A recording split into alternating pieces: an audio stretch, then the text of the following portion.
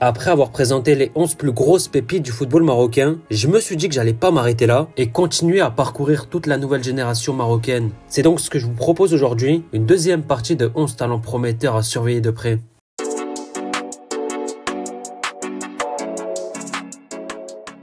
Allez, comme toujours, on commence avec le poste de gardien et c'est pas là que le Maroc a le plus de talent. Vous connaissez sûrement Allah Belarouche, un jeune prometteur dont j'ai déjà parlé. Eh bien, cette fois-ci, focus sur un autre gardien à suivre. Il s'agit de Yanis Benchaouch. Il a 18 ans, il joue à l'AS Monaco et il est déjà surclassé avec les U21. Dans l'académie de Monaco, on parle de lui comme l'un des plus gros espoirs à son poste et ce n'est pas rien quand on sait que la formation monégasque est très performante. Alors Benchaouch est un gardien qui a déjà un petit trophée à son actif, la Coupe de France des jeunes, qu'il a remporté il y a 2 ans comme gardien titulaire. Mais ce n'est pas tout, avec la sélection marocaine U20, Benchaouch a déjà connu 8 sélections et depuis qu'il est là, c'est lui le numéro 1 dans les buts et il montre des choses intéressantes. Mais au final, tout ça, ça ne reste que du potentiel. Chez les pros, il a encore rien fait, rien prouvé. Le passage du monde des jeunes au haut niveau, c'est pas facile, surtout pour un gardien. Alors Yanis devra montrer qu'il a le niveau pour passer ce cap. Mais en tout cas, s'il continue sur sa lancée et qu'on lui donne sa chance, il pourrait sérieusement entrer dans la conversation pour devenir l'un des futurs gardiens du Maroc. On enchaîne à droite et là on va parler d'un vrai talent confirmé. Il s'agit d'Omar El Hilali. Il est en train de se faire un nom du côté de l'Espagnol Barcelone. Il joue tous les matchs et c'est clairement l'un des patrons de son équipe. Cette saison, il est carrément vu et perçu comme l'un des meilleurs latéraux de Liga. Et ça c'est normal quand on voit ses prestations contre le Real Madrid et contre le FC Barcelone, il était super bon. Et ça passe pas inaperçu. Des gros clubs commencent à s'intéresser à lui. On parle d'Aston Villa et carrément de Manchester City qui sont intéressés. Et si Manchester City en vient à surveiller ses performances, c'est qu'il a vraiment quelque chose de spécial.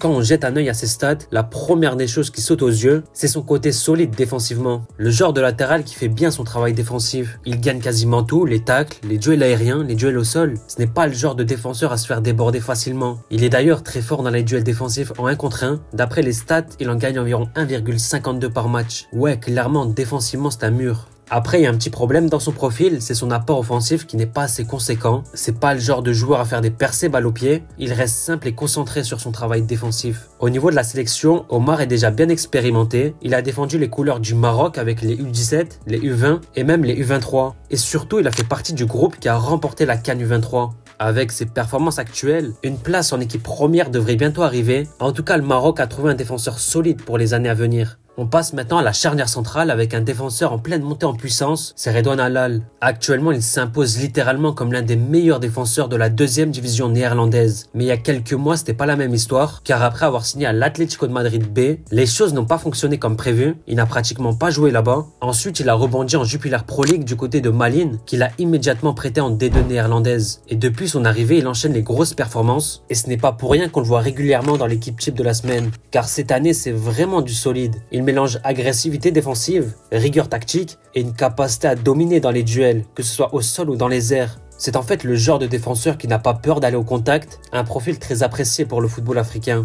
Et en plus, avec une défense marocaine qui est vieillissante, notamment Romain Saïs qui approche doucement de la fin de carrière, Redouane pourrait bien être une option intéressante pour le futur. Qu'il soit convoqué en mars ou un peu plus tard, il est clairement sur la bonne voie. Et avec sa progression constante et son style de jeu qui colle parfaitement au haut niveau, Redouane Allal pourrait bien devenir un joueur important dans les années à venir. Un autre défenseur à suivre dans cette partie 2, c'est Nabil Aberdin, un joueur assez méconnu, mais qui mérite qu'on garde un œil sur lui. Il évolue à Getafe en Ligue 1, où il a disputé 7 matchs cette année. Il avait d'ailleurs bien commencé la saison en tant que titulaire, mais une petite blessure est venue freiner sa progression, et désormais il a été relégué sur le banc. Un petit coup dur parce qu'il a affiché des performances solides en début de saison. Alors Aberdin, c'est un défenseur technique, avant tout à l'aise avec le ballon. Il a une belle qualité de relance, propre et rassurante. C'est pas pour rien qu'il peut dépanner au milieu de terrain. Ce type de profil capable de lire le jeu et de bien ressortir le ballon, c'est toujours précieux dans une équipe. En revanche, au niveau des duels, il y a encore des axes d'amélioration. Il est pas mauvais, mais il doit encore affiner sa puissance et son agressivité pour passer au niveau supérieur. Par contre, avec le Maroc, c'est encore le néant. Aucune sélection pour l'instant. Mais s'il parvient à regagner sa place avec Getafe et à enchaîner les matchs, il pourrait devenir un sérieux candidat pour le futur de la défense marocaine. Ok, au poste de latéral gauche, on a déjà parlé d'Adam Aznou. C'est le plus gros talent du Maroc à ce poste. Mais franchement, derrière lui, il y a un autre crack à surveiller. C'est Youssef Enriquez.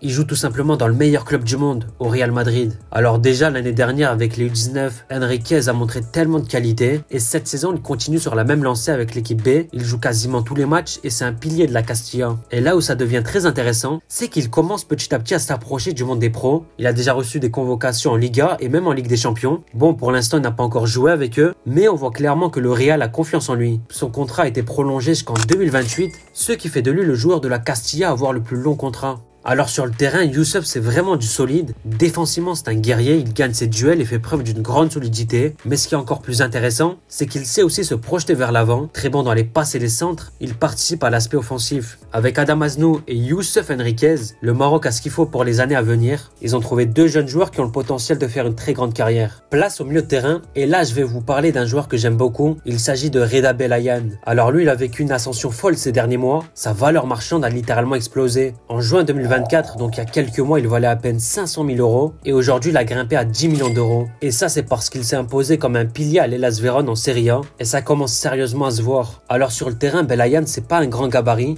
il compense tout avec son excellente qualité technique, c'est un joueur élégant balle au pied et c'est un plaisir de le voir jouer. Son profil est tellement atypique, il est petit, vif et surtout technique. Ça change des milieux de terrain ultra physiques qu'on voit de partout. Il a également une grosse capacité à sortir du pressing. Il est jamais stressé. C'est comme s'il aimait se faire presser. C'est un joueur audacieux qui prend des risques malgré la pression adverse. Il se retourne, élimine son adversaire et relance proprement. Son profil fait beaucoup penser à celui de Marco Verratti, petit gabarit, solide sur les appuis, imprévisible et avec une très bonne qualité de passe. Défensivement, il est bien aussi, il récupère des ballons, couvre les espaces et capable de belles interventions. C'est pas étonnant qu'il ait déjà connu sa première sélection avec le Maroc en octobre et c'est clairement mérité. Mais maintenant, le plus dur est à venir pour lui parce qu'avec la concurrence qu'il y a au Maroc au milieu de terrain, faut s'arracher pour gagner sa place. Et ses performances ont été vues par des gros clubs européens qui commencent petit à petit à se positionner. On parle de l'AC Milan, du Napoli, de l'Olympique de Marseille, de Chelsea et même de Arsenal qui sont sur le dossier. Reda Belayan, ça commence à devenir sérieux. Maintenant, il doit continuer sur sa lancée, mais en tout cas, il a le potentiel pour atterrir dans un top club européen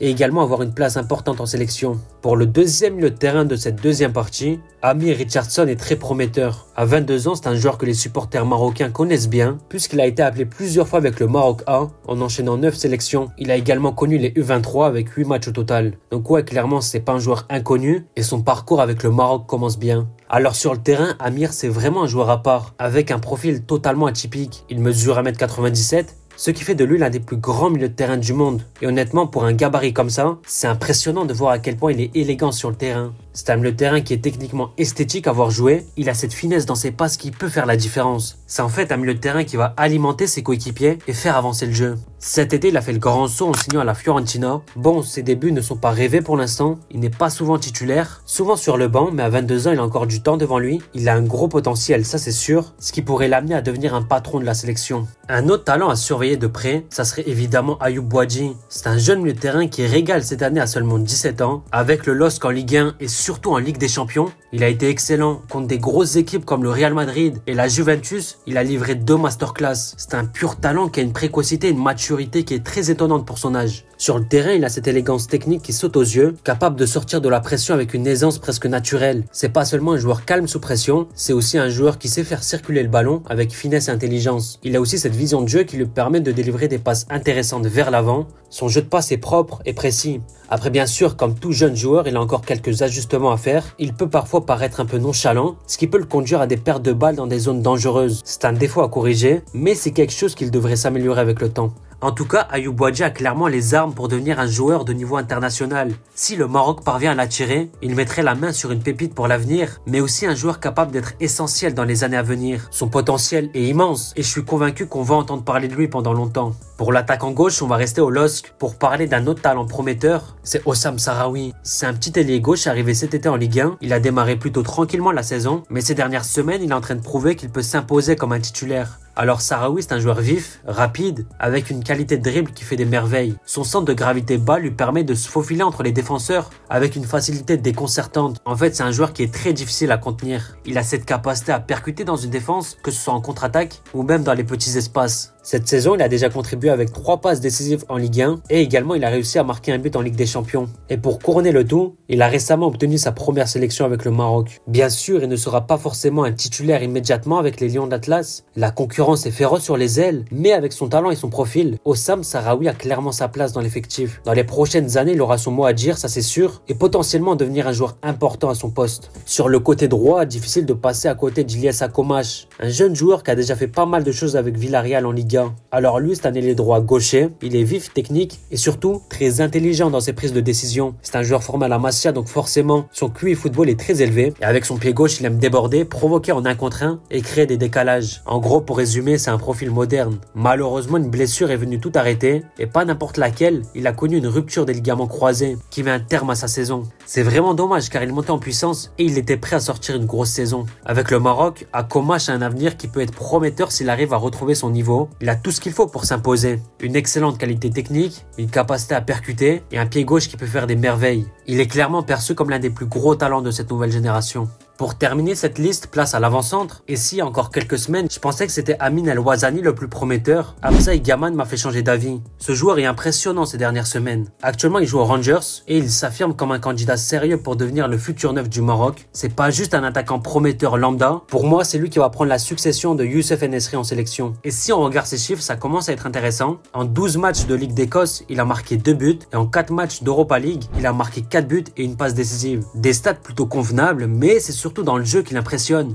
Hamza, c'est avant tout une technique raffinée et un style élégant. Sa manière de jouer au football fait plaisir à voir. Des petits ponts, des dribbles spectaculaires. C'est clairement un joueur qui apporte du spectacle. Et cette élégance dans le jeu, combinée à son efficacité, le distingue vraiment de nombreux attaquants. Et ce qui est encore plus intéressant, c'est son parcours. Hamza Gaman est un produit de la formation marocaine. Il est formé à l'AS FAR Rabat. Il a connu pas mal de sélections avec les jeunes marocains. Et cet été, il a donc franchi un nouveau cap dans sa carrière en rejoignant les Rangers. Et depuis qu'il est arrivé là-bas, il ne cesse de monter en puissance. D'ailleurs, sa première convocation avec le Maroc va sans doute arriver en mars. Au niveau de son avenir, à seulement 22 ans, il attire déjà l'intérêt de gros clubs européens. Notamment en Première Ligue, il a beaucoup la cote avec West Ham et Everton qui sont sur le coup. Franchement, avec son talent et son potentiel, Hamza Gaman va sans doute s'imposer comme le futur neuf du Maroc.